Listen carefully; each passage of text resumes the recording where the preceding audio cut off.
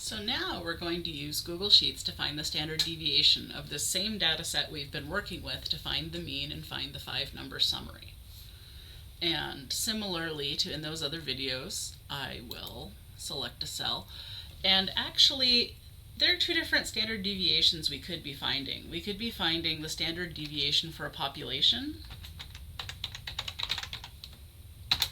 or for a sample. And since this is data that's just floating in space and not tied to anything, it could be either. If this is the test scores for a whole class, well, then it's a population. If this is, I don't know, how many paper clips are at the bottom of everybody's backpack, but I only sampled 14 students in the whole school, first of all, that school has something strange going on with paper clips, and second of all, it would be a sample. So, you know, I could need either form of standard deviation.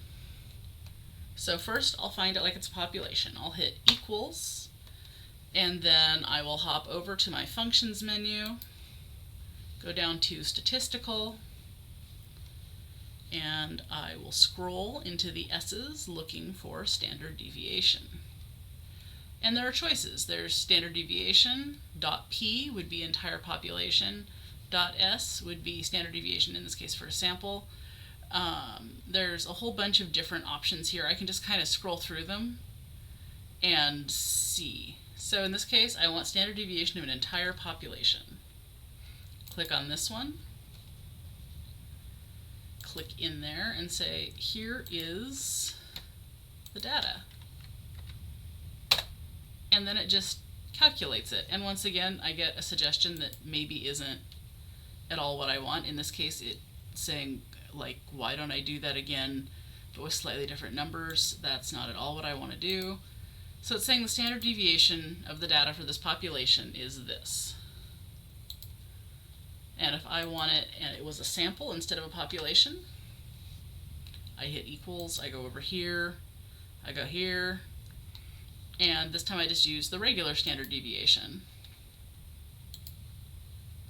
And if I'm not sure quite what's going on, it says, yeah, this calculates it based on a sample. I clicked this green bar to get more information about what I'm doing.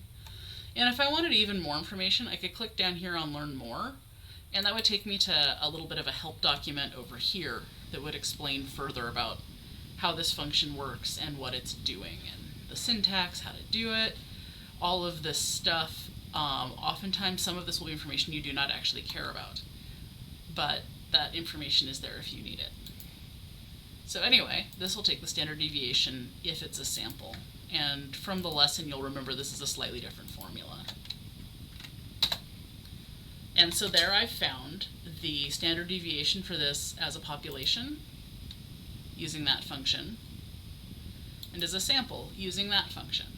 And I didn't have to do either of those big hairy calculations involving, like, taking the sum of a bunch of stuff that I'd calculated and squaring it and taking square roots, because Google Sheets is super great at doing that kind of stuff because it's a computer, and I'm very slow at doing that because I'm a human. So I highly recommend using Google Sheets or using a calculator to do these kind of calculations.